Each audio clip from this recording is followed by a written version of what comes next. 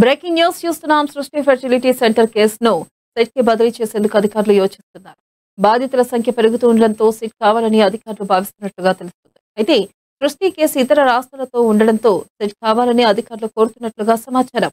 ఇక ఈ కేసును త్వరలో సిసిఎస్ లోని సెట్ కు అప్పగించే ఛాన్స్ ఉంది. ఇప్పటివరకు సృష్టి కేసులో 8 కేసులు నమోదు కాగా ప్రధాన నిందితురాలు నమ్రత సహా 26 మందిని గోపాలపురం పోలీసులు అరెస్ట్ చేశారు.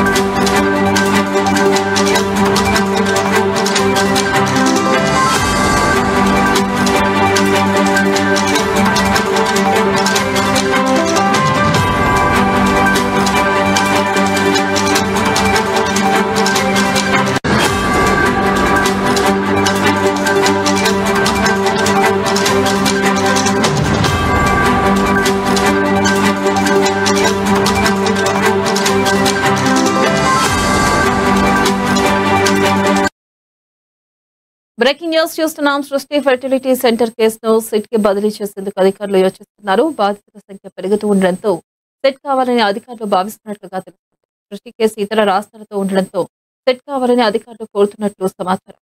ఇక ఈ కేసును త్వరలో సిసిఎస్ లోని సెట్ కు అప్పగించే ఛాన్స్ ఉంది. ఇప్పటివరకు సృష్టి కేసులో 8 కేసులు నమోదు కాగా ప్రధాన నిందితురాలు నమ్రత సహా 26 మందిని గోపాలపురం పోలీసులు అరెస్టు చేశారు.